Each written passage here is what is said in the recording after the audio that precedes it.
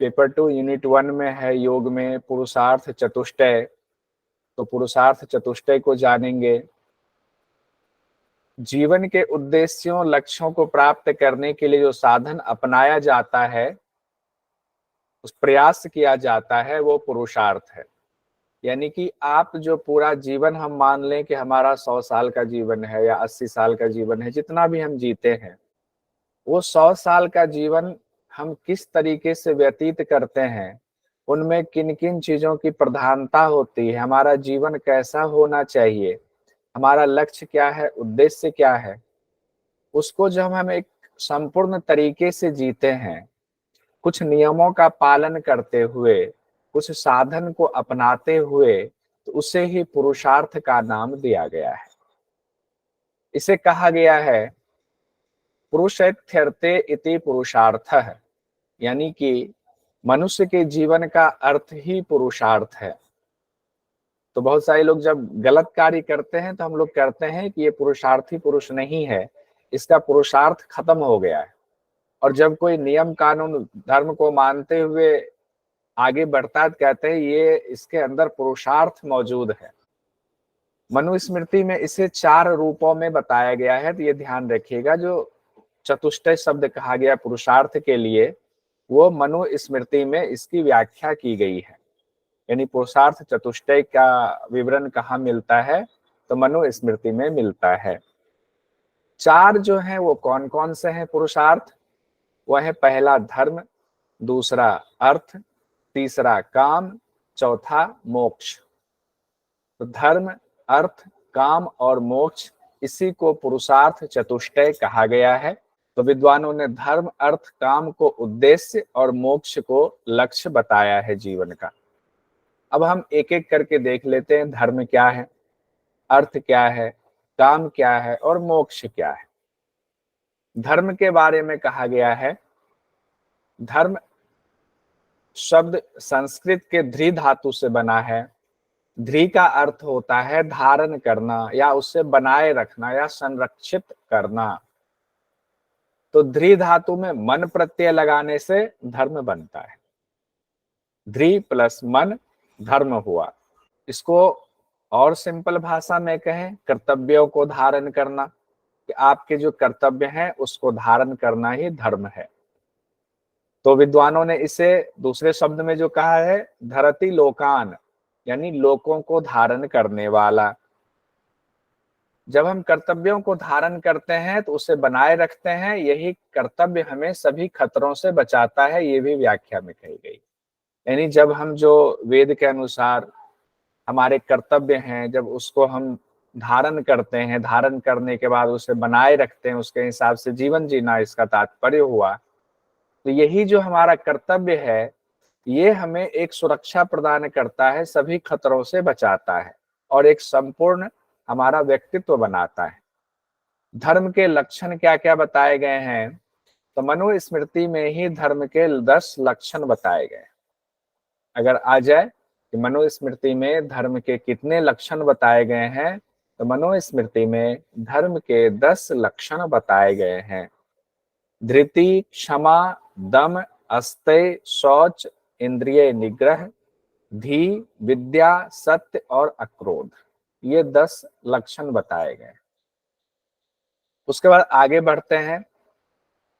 कनाद ने वैशेषिक सूत्र में लिखा हुआ है, महर्षि कनाद ने, यतो अभ्युद यानी श्रेयस सिद्धि सधर्म, जिससे अभ्युदय और निःश्रेय का बोध होता है, वही धर्म है। अब अभ्युदय क्या है, निःश्रेय क्या है? तो कहा गया 2 तरह की उन्नति होती है आपके जीवन में, आप करते हैं। एक लौकिक उन्नति करते हैं आप, और एक आध्यात्मिक उन्नति करते हैं, उसी को पारलौकिक उन्नति भी कहा जाता है। मतलब आप विकास करते हैं अपना, तो उसी को 2 शब्द में कहा गया है, अभ्युदय और निःश्रेय। अब आपका अभ्युदय होता है, आप धर्म के आधार पर चलते हुए, जीवन जीते हुए जब अपने व्यक्तित्व का विकास करते हैं, धन संपत्ति भी अर्जित कर लेते, उसमें लौकिक उन्नति में सब कुछ आ जाता है। चारों तरफ से जितना आपका यश बढ़ता है, तो लौकिक उन्नति हो गई। और जब आप अपने आध्यात्मिक उन्नति को भी बढ़ाते हैं, उसका भी बोध होता है तो उसको बढ़ाते हैं। तो दोनों चीजें जब मिक्स हो जाती हैं तो धर्म होता है। यानी धर्म से लौकिक और आध्यात्मिक दोनों जीवन सुखमय हो जाता है। दूसरा आया हमारा अर्थ। आचार्य वात्स्यायन कहते हैं, विद्या भूमि हिरण्य पशुधान्य भांडोपस्कर मित्रादि नामार्जन मर्जितस्य विवर्धनम अर्थः। यानी कि अर्थ में आया विद्या, भूमि, स्वर्ण, पशुधन, गृहस्थ का भंडार, मित्र आदि का भी आप संरक्षण करते हैं, उनको भी बढ़ाते हैं। इस तरह से जो भी लौकिक चीजों का आप अर्जन करते हैं उसको बढ़ाते हैं, यही अर्थ है। उसको अर्जन करना और उसको बढ़ाते रहना, ये वात्स्यायन के हिसाब से इसको अर्थ कहा गया है और ये व्याख्या संपूर्ण है मेरे हिसाब से। चाणक्य ने क्या कहा है अर्थ के बारे में? मनुष्याणाम वृत्ति अर्थ, अर्थात मनुष्य के भौतिक जीवन के निर्वाह से संबंधित जो भी विचार और उसके संबंधित विचारों के बाद जो आप क्रिया करते हैं वो अर्थ कहलाता है। दरअसल भौतिक जीवन में किसी भी कामना की पूर्ति के लिए आपको पैसों की अर्थ की जरूरत होती है, ये बहुत मायने रखता है। वही शास्त्रों में अर्थ उपार्जन के साथ साथ दान का भी महत्व बताया गया है। कहा गया है ना कि आप 100 हाथ से कमाए, 1000 हाथ से जो है बांटें। तो इसके साथ धर्म को जोड़ दिया जाता है अगर, तो जो आप कमाते हैं वो संयमित रहता है, वो व्यवस्थित रहता है। और जब अव्यवस्थित होता है किनका? जिनमें धर्म सम्मिलित नहीं होता है, तो उनका पुरुषार्थ नहीं माना जाएगा। अथर्ववेद में क्या कहा गया है कि शतहस्तं समाहारम सहस्त्र हस्तम संकिर, यानी कि 100 हाथों से कमाओ और 1000 हाथों से बांट दो, यानी दान दे दो। इस तरह अर्थ को दूसरा पुरुषार्थ बताया गया है कि हम नियम कानून को मानते हुए उचित तरीके से धनोपार्जन करें, विद्या का उपार्जन करें, हर चीज को बढ़ाएं अपने लौकिक जीवन में, वही हमारा अर्थ की श्रेणी में आता है। और बढ़ाने के साथ साथ हमें उसका संरक्षण भी करना है और दान भी करना चाहिए, उसे बांटना भी चाहिए। जो उचित इंसान है उसे जरूर देना चाहिए, जो उसके लायक है। अब आती है बात पुरुषार्थ चतुष्टय में तीसरे नंबर पर है हमारा काम। काम के बारे में कहा गया है, सामान्य रूप से जीवन के सुख ही काम है। कामनाएं दो तरीके की होती हैं, शारीरिक कामनाएं, मानसिक कामनाएं। काम जब शब्द आता है हमारे मन में जो जनरली आता है यौन इच्छा, जबकि काम शब्द का अर्थ सिर्फ यौन इच्छा नहीं है। काम यानी कामनाएं। कामनाएं शारीरिक भी होती हैं, मानसिक भी होती हैं। यौन इच्छा तो उसका एक अंश भर, पार्ट भर है, यानी यौन इच्छा उसमें समाहित जरूर है। तो शरीर और इंद्रियों को सुख देने वाली इच्छाओं को पूरा करना ही काम है।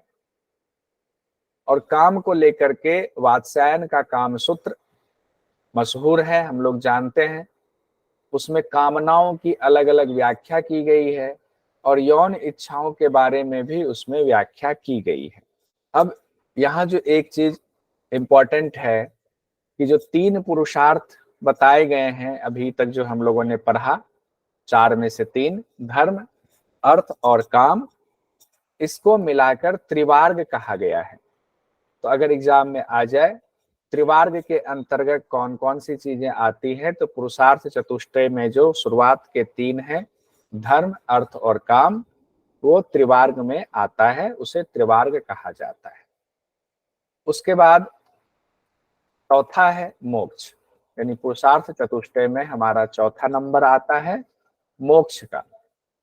मोक्ष की प्राप्ति ही हमारा परम लक्ष्य है।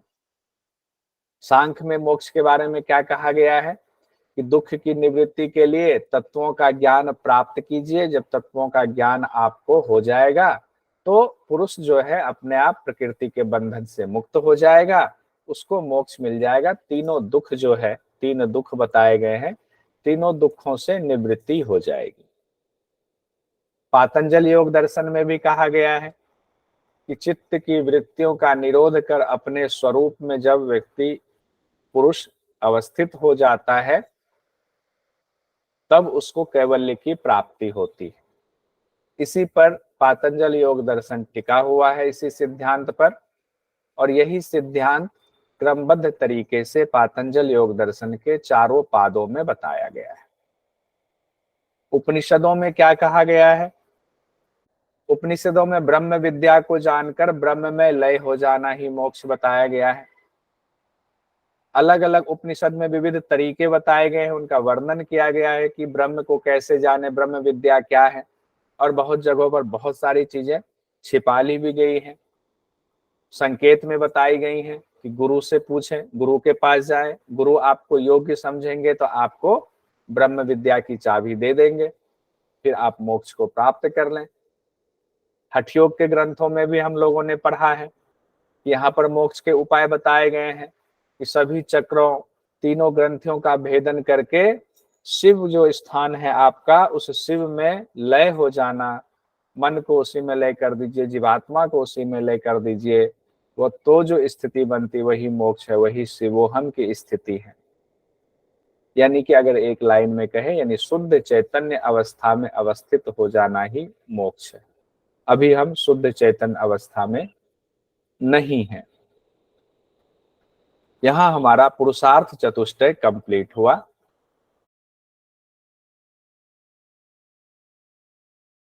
वेद शब्द विद धातु से बना है, जिसका अर्थ है ज्ञान, विचार, सत्ता, और सटीक अर्थ जो वेद के सेंस में लिया जाता है वो ज्ञान का ही दूसरा नाम वेद है।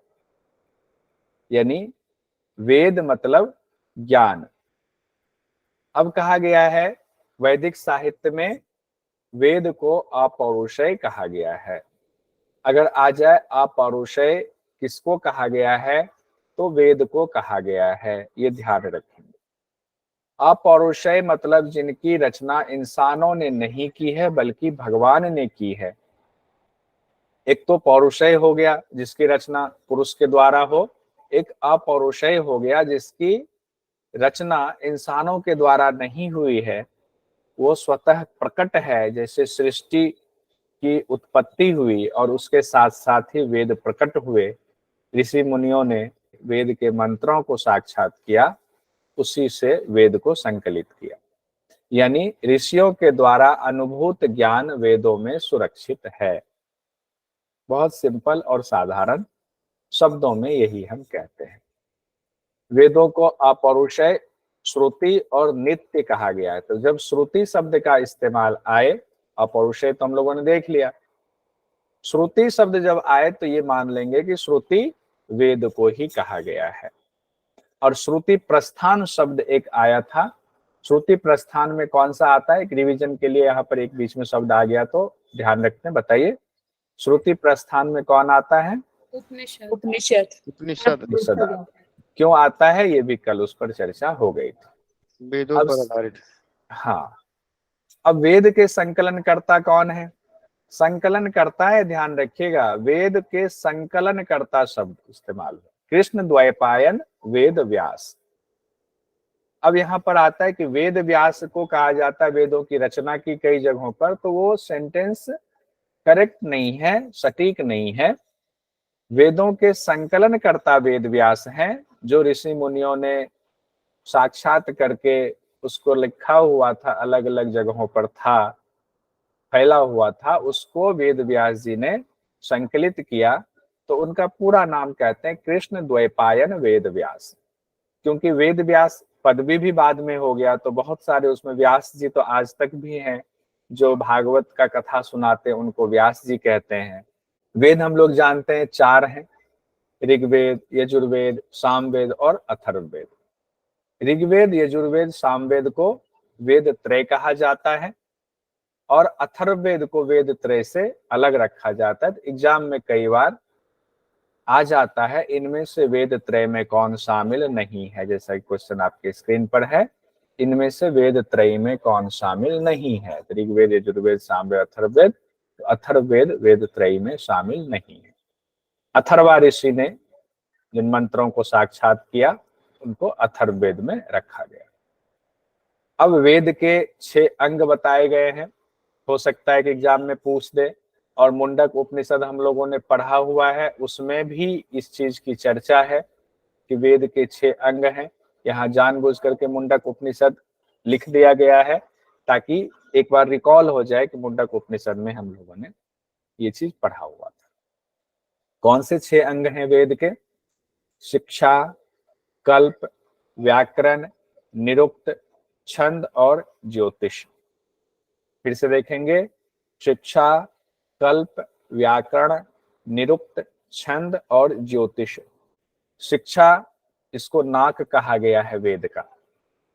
अगर आ जाए एग्जाम में कि वेद का नाक किसे कहा गया है, तो शिक्षा को कहा गया है। तो शिक्षा क्या है?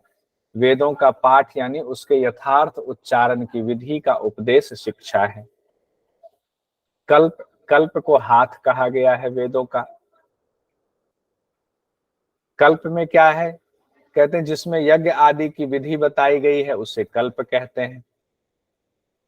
उसके बाद है व्याकरण। व्याकरण को मुख कहा गया है वेद का। शब्द आदि के अर्थ, उसके प्रयोग के जो नियम हैं वो व्याकरण है। निरुक्त, तो कहते हैं निरुक्त को वेद का कान कहा गया है।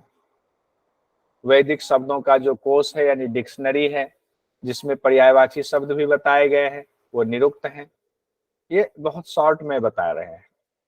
छंद, छंद को कहा गया है वेद का पैर है। वैदिक छंदों की रचना का ज्ञान छंद है। ज्योतिष को आंख कहा गया है, इसीलिए ज्योतिष जो विद्या जानते हैं वो कहते हैं कि हमारे पास वो ज्ञान है जिसे वेद की आंख कही जाती है। तो ज्योतिष में क्या है? ग्रह और नक्षत्रों की स्थिति, गति और हमारे जीवन पर उसका क्या प्रभाव पड़ता है, वो ज्योतिष विज्ञान में आता है।